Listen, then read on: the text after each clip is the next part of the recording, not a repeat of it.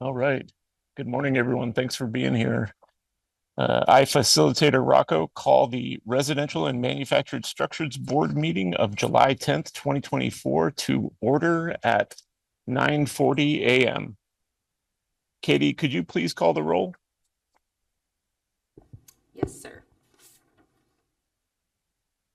Abraham Kelso. Here. Thank you. James Austin.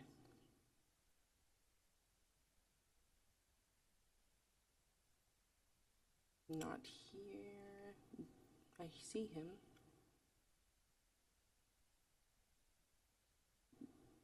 James Austin.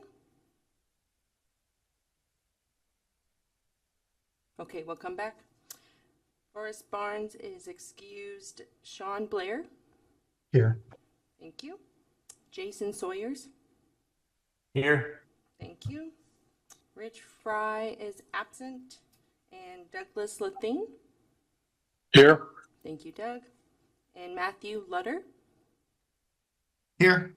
Thank you. And James Austin.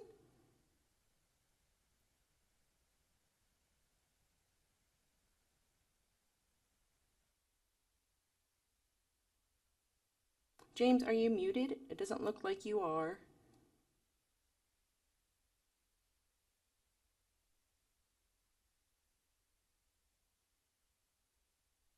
Well, you might be having some internet connections issues.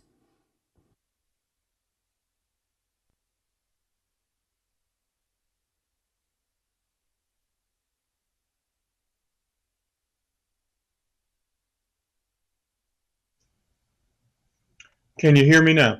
Yes, I can. Thank you, James, for logging back in and out. You bet. Yes, Tony Rocco, we have quorum. Great.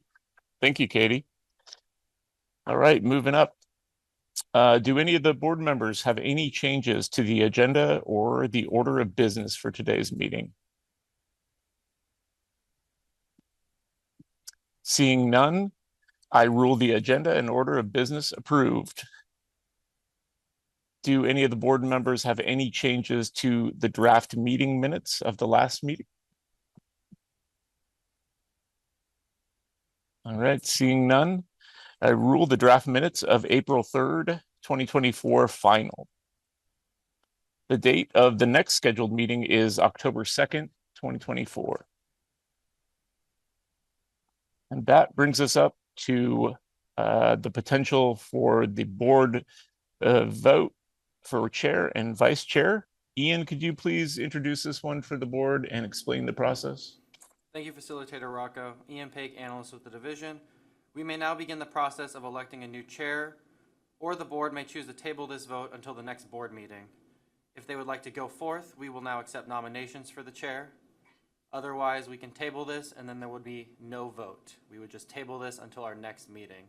How would the board like to proceed?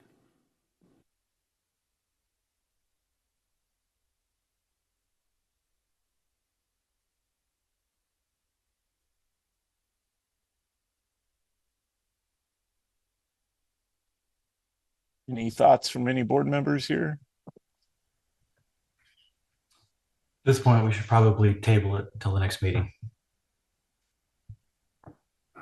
Okay, Jason says table it. Second. Okay. So it seems like everybody's on board with that. I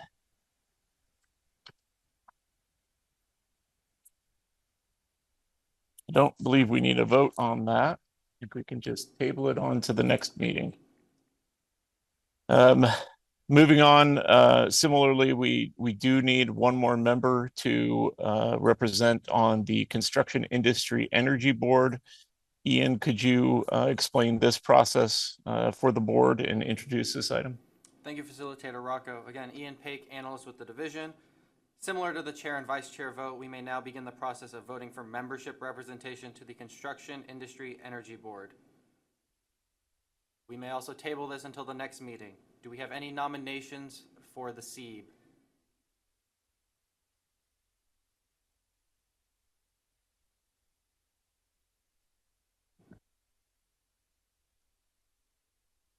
Any thoughts there from board members? I don't have any nominations. Probably table this one as well. Okay, Jason suggests tabling it. Any opposition to that? Everyone seems to think that's okay.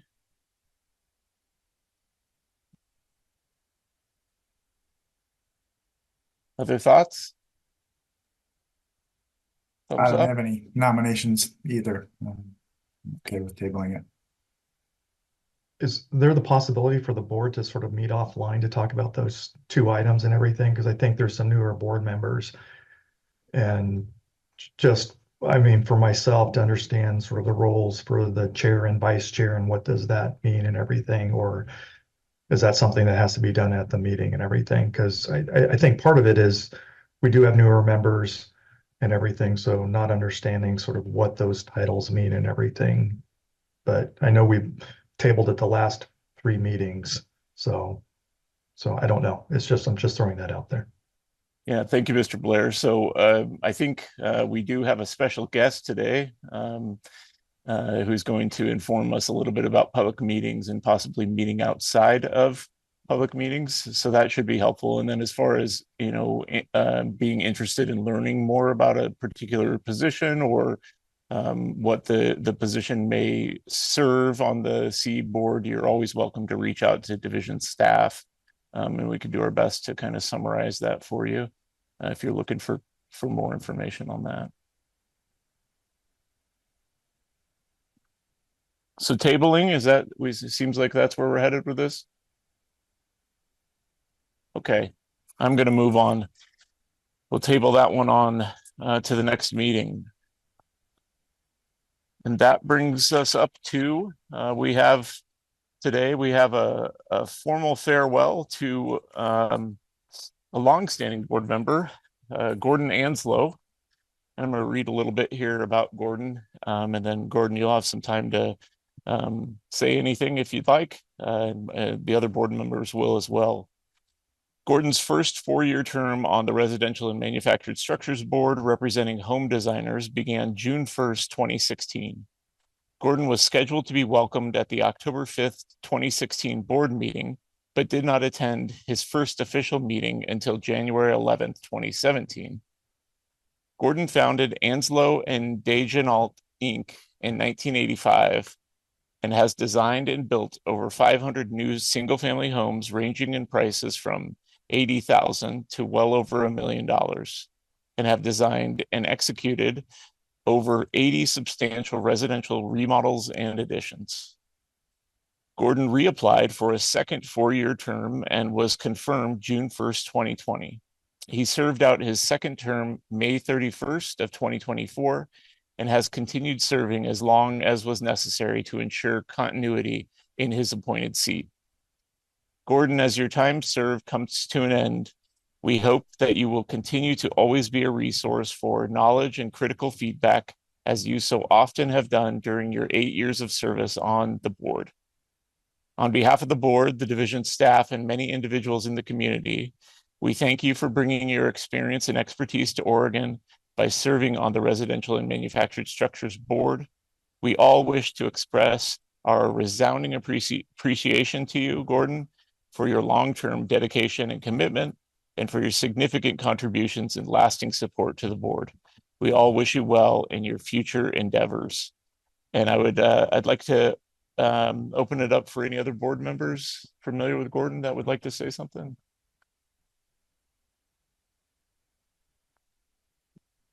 Gordon, Doug Lethine, thank you for your service. It's been a pleasure, and your input's always been welcome and appreciated. Absolutely. And Gordon, are you there? And would you like to say anything?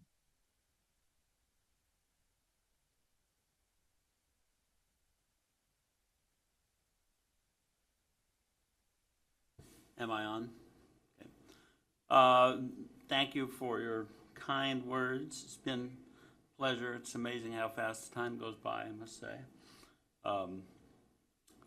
And I hope that the board will continue its work without me. I'm sure it'll be hardly missed. I will defer delivering a standard Gordon tirade about, affordable housing and all that, although it's always kind of top of mind. And if I could do anything to RMSB, it would be to urge you to have a position for an economist or someone familiar with how the entirety of the housing market works financially for both individuals and developers, because it has a lot of what we do here has a lot to do with or at least some amount to do with what it costs to build houses. And as we all know, we are in desperate need of as much housing for as many people as we can get.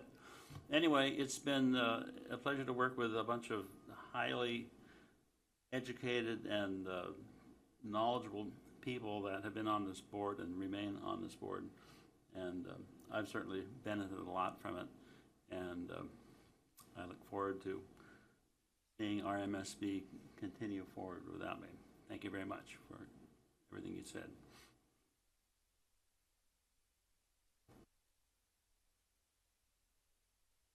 Thank you, Gordon. Oh, you don't get to leave yet, Gordon. We do have things for you. A little souvenir letter from the division with along the subject. She's another meeting day. She couldn't make it, but thanks you for your time. Yeah. Certificate and. Oh, how nice. There you go. Yeah, thank you very much. Oh, thank you, Gordon.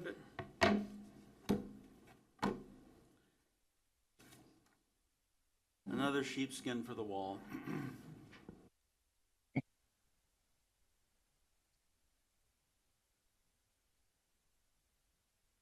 Well, with a farewell to Gordon, we do have a welcome to our new member. We have a new member on the board today, and that is Abraham Kelso. Abraham was confirmed May 31st, 2024 to the Residential and Manufactured Structures Board in the position representing home designers or architects to a partial 4-year term. Abraham will continue to serve until June 30th of 2028. And Abraham, there's some time here if you'd like to introduce yourself and maybe say anything you'd like to share about yourself. Sure, happy to. Thank you for the introduction.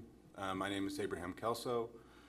I live in Eugene. I am a home designer there, sort of on the path to licensure as an architect, so somewhere between the two. I'm an instructor at the University of Oregon in the architecture department, and I also run a small building design firm in Eugene. And I'm excited to be here on the board and looking forward to getting to know the other members and the business of the board as we move forward. That's great. Welcome. We're glad to have you here.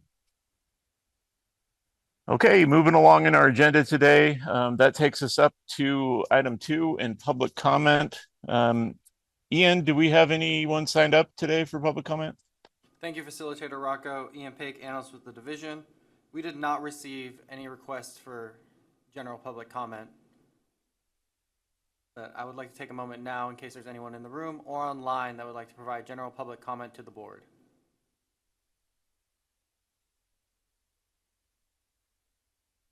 Hearing and seeing none, that concludes general public comment. Thank you, Ian. All right, so that moves us up to our executive session today. So I have a little script here I'm going to read for the board. The Residential and Manufactured Structures Board will now meet in executive session at approximately 9:56 a.m. The executive session is held pursuant to ORS 192.6602F for this session, which allows the board to meet in executive session to consider information or records that are exempt from disclosure by law, including written advice from the board counsel. Representatives of the news media and designated staff shall be allowed to attend the executive session. All other members of the audience are asked to disconnect from the audio conference board meeting through Zoom and will be asked to leave conference room A. Representatives of the news media are specifically directed not to report on or otherwise disclose any of the deliberations or anything said about these subjects during the executive session, except to state general subject of the session as previously announced. No decision may be made in executive session. At the end of the executive session, the board will return to open session and welcome members, staff, and the public to join the meeting through Zoom platform for the remainder of the board agenda. So before beginning the executive session, Katie, are we all ready to go? Are we set up to switch over? Yes, yes, sir. Please, everybody log off to this one, and there is a new Zoom. It's called Executive Session that has been sent to you guys. Please log into that, and I'll see you there shortly.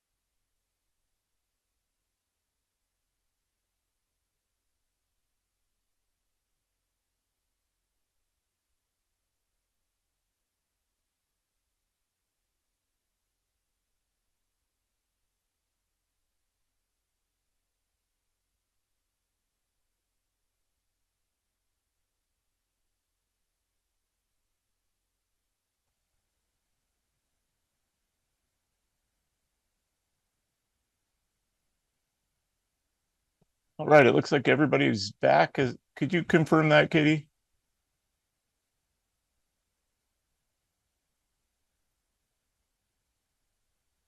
Yes, sir. We have everybody back. Thank you very much. The time is now 10:20, and the board has concluded the executive session and will now re-enter the public meeting. No decisions were made and no votes were taken outside of the public meeting. And Katie, could you please provide a roll call once again before we continue with the agenda? Yes, sir. Abraham Kelso. Here. Thank you. Abraham is in the room. James Austin. Here. Thank you, James. Sean Blair. Here. Thank you, Sean. Jason Sawyers. Here. Thank you, Jason. Douglas Lathine. Here. Thank you, Doug. And Matt Lutter. Here. Thank you, Matt. We have Forrest and Rich that are absent, and we have quorum. Excellent. Thank you, Katie.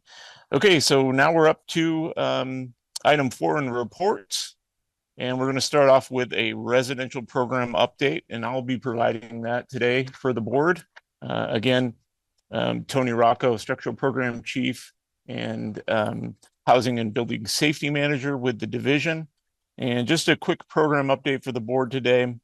As we discussed previously, our code update training videos are still available for free on a number of division web pages, including the Residential Structures Code Program page.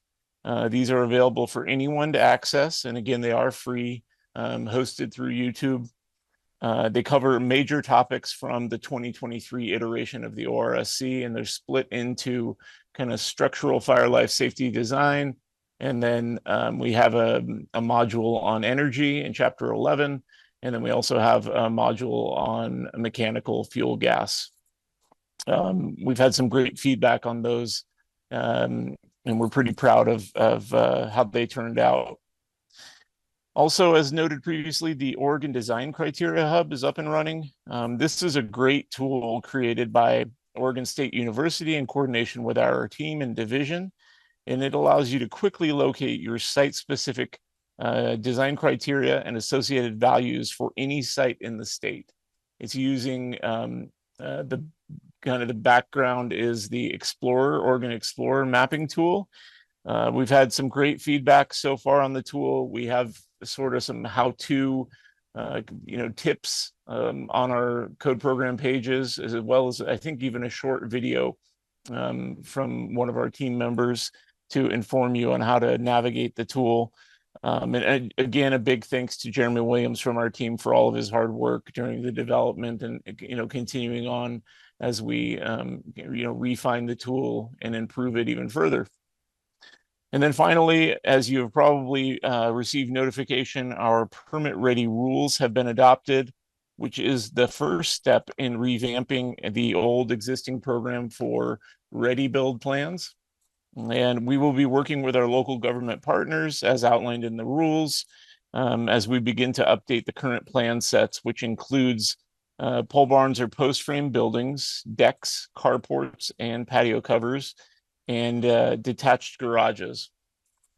The purpose of the program is to reduce the time needed for local review, as well as to reduce the costs incurred for the use of the various plans. So trying to streamline, kind of expedite those plans that are provided. And the rules are very linear and helpful to read if you're looking for more information about the Permit Ready program. And then sometime next year, we anticipate beginning to coordinate development of supplemental dwelling unit designs, often referred to as ADUs. And as you all know, ADU does not mean anything in our code. You're either a dwelling unit or you're not. But we are going to be focusing in on some designs, some simple designs there on kind of the small detached one family dwelling arena. And an important limitation of the program to consider that I keep sharing at every opportunity I have is that It can only include those types of designs which OSBILs and OSB have determined to be exempt structures. So that's very critical. And if you need more information on that, I'd reference ORS 455.062, as well as OSBILs and OSBI's respective statutes, ORS 671 and 672. And so that's my update. I'd be happy to answer any questions. Do any board members have any questions? This is Doug Lethine. I just want to extend a gratitude and thanks for the ready build plans. That's a huge benefit to the consumer and a wise use of the department's resource of time and dollars spent. Thank you so much. Great, thanks, Doug. I really appreciate that feedback. Any other comments or questions? Yeah, Sean Blair, it's also helpful for the jurisdictions too. What you mentioned, Tony, is having those plans. Even if a customer doesn't use the plans exactly, they're a great sort of baseline for what's typically required. So, yeah, definitely a good thing. Great. Thank you, Sean. All right. Well, seeing no other comments or questions, I'm going to turn it over to, I believe, yeah, we do have Mr. Heizer for an energy program update. Hey, Mark. Hello there. Thank you, Mr. Rocco. Members of the board, for the record, Mark Heizer with the division here today to give an update on energy provisions. Would like to let everyone know that the residential reach code is now in effect. As part of this work, we are actively working with other organizations to increase the availability of raters as quickly as possible so that people can get some of the federal incentive money that's available. Also, we are also working with these organizations using seeking federal grant money to make sure we can get these services to rural areas of the state. In addition, as Tony noted, a lot of new training items are available. We're continuing to improve our support documents with a focus on energy and HVAC items. Where we see a lot of questions come in, we're trying to get additional information to help customers, whether on the plan review inspection side or from the perspective of, the regular customer. This includes technical bulletins and links to other subjects. We are nearing completion of support training for buildings departments for plan review and inspection of energy provisions, sort of a residential code energy provisions 101 course to really help people understand for consistent application of Chapter 11 throughout the state.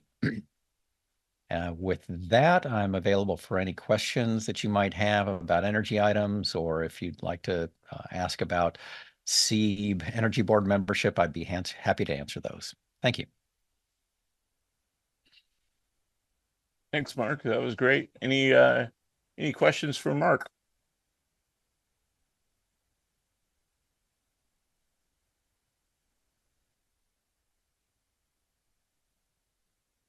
All right. Seeing none. Thank you, Mark. All right, moving right along here.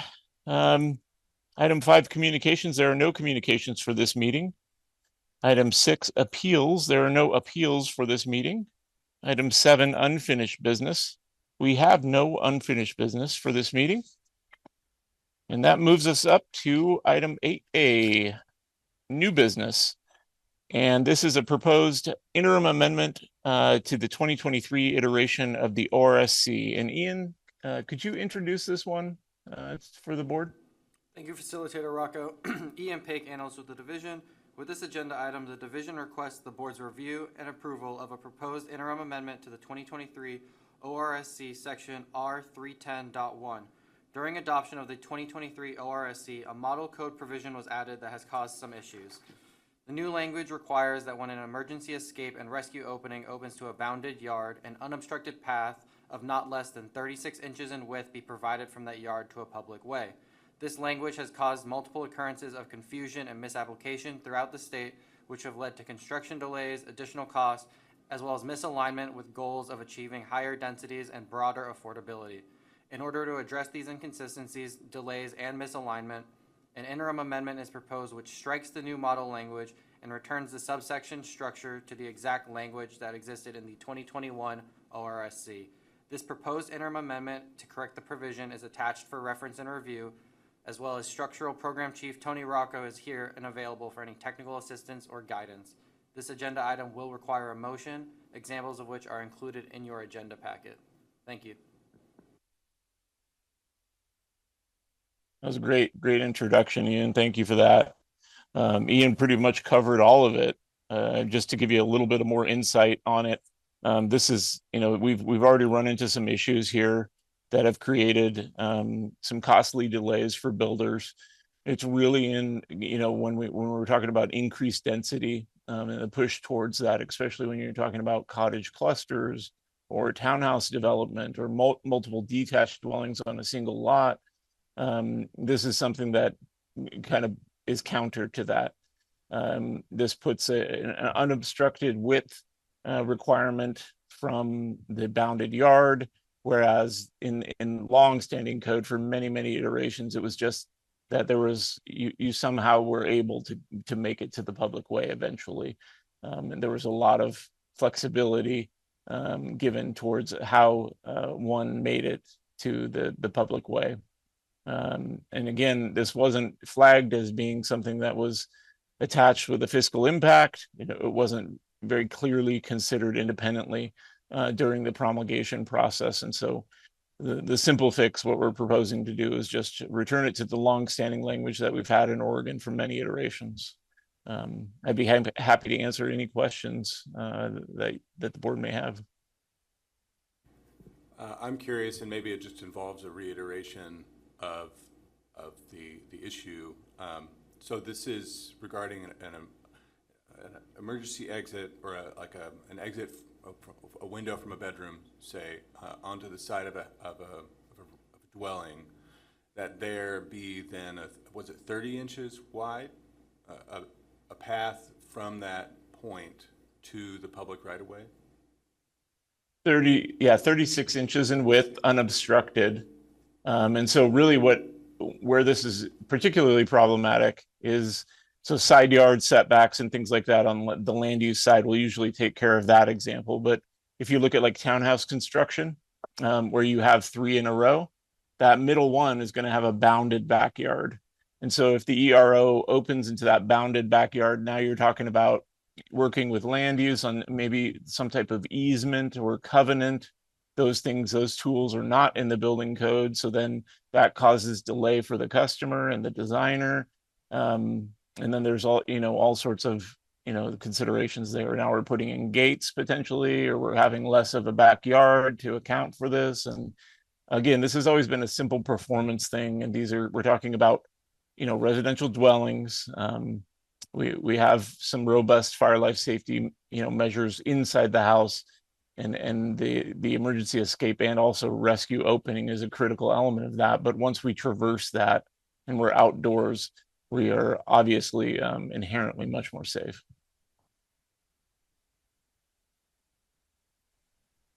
So the intent of this is to solve your example, Tony, with that 3-unit townhouse or a 4-unit townhouse. So those middle units could have that emergency egress to a backyard and everything. So they wouldn't necessarily have to have what you talked about, sort of gates through the adjoining yards or anything, as long as they can exit to the backyard. We're sort of.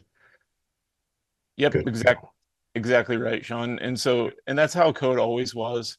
It aligns with concepts of safe dispersal areas that we're familiar with for, other uses. And it's really more of just kind of a common sense thing, and then typically side yard setbacks will take care of, minimum paths next to a unit for if you're looking at, detached 1 and 2 family dwellings. So. And then does this also work with, you said accessory dwelling units aren't in the code, but if you put in sort of like an accessory dwelling unit in your backyard, the goal is that yard unit in the backyard just has to be get a public way, so it doesn't need a 36-inch or anything, just the possibility of getting out to the public way. Correct. And that's a great point, Sean. So it would be the same thing. And now this is in section R310. So we're just in our ERO considerations here. But in R311, the same thing, right? When we traverse our single required egress door from a dwelling unit, then all we have to do is reach grade. We get to grade, we're done. And so then ultimately, yes, the concept is that you'll continue that discharge path to reach a public way. But it's a performance measure. There is no prescribed, dimensional constraints or limitations there. But there may be other requirements, say from planning departments or, emergency services where they might need like a 48-inch walkway or something like that, but that's nothing we're enforcing. Exactly right. Yep. That would be completely outside the building code. Yeah. Is there a case Thank you. with, if in the townhome scenario, the middle townhome, the emergency exit, or somebody's fleeing in the event of emergency and they make it into the backyard, but that backyard is bounded by the townhome's fences on either side? And these are, I'm assuming, like attached townhomes that don't necessarily have egress between them. Is there a case where where that person who's now in the backyard of a home that may be ablaze is unable to be reached very conveniently by emergency personnel? I guess potentially there could be that. There's no record of any type of issue of that. And again, EROs are first emergency escape, but primarily rescue openings where, folks are being rescued from that opening. And again, then also, like we discussed previously, there are provisions for safe dispersal and, all sorts of similar considerations, because the concept is once you're out of the built environment, you're much safer. And there may be methods that aren't necessarily needing to be contemplated by the code, as far as is there a path? Can you get around somewhere? Do you happen to have a gate? Is there something else? Yeah.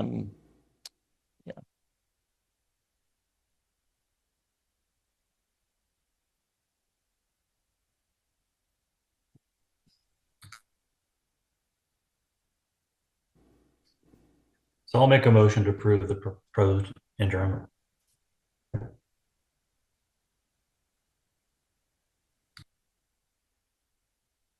Okay, we have a motion from Jason. Jason, do you mind reading the example motion that you have there? Audrey, motion to approve the proposed interim amendments to the 2023 ORSC section R310.1. Okay, so there's a motion on the floor to approve. Sorry, Tony, to interrupt. Jason, could you read the one that's in the help sheet? The one that goes motion to approve the proposed amendment and forward to the administrator? That would be the motion that we would want you to vote on. Thanks, Ian.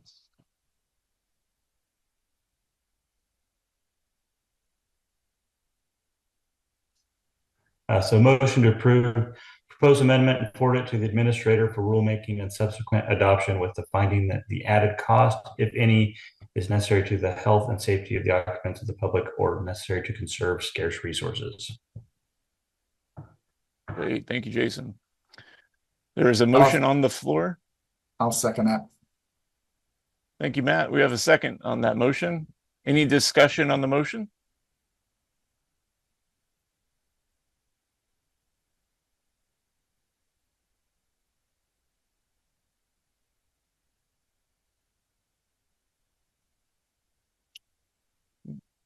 I'm seeing no discussion on that motion on the floor. All right, I'm going to ask for a roll call vote. Katie, could you please call a roll call vote?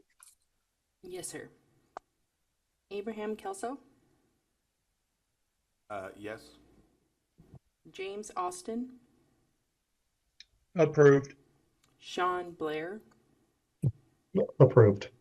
Douglas Lathine, Approve. Jason Sawyers, Approve. And Matt Lutter. Approved. Perfect. This is passed unanimously. Tony? Excellent. Thank you, Katie and board. And the next step for those is they'll be basically insert pages. They'll be posted to correct that, and you will be notified if you've signed up for division notifications. Of course, all of our local government partners, it'll go out through Gov Delivery, and then we'll include it in any outreach that we do with our local government partners. So that was all we had today for new business. That moves us to announcements. I have no announcements. Do any of the board members have any announcements they would like to share today? I have no announcements. Thank you.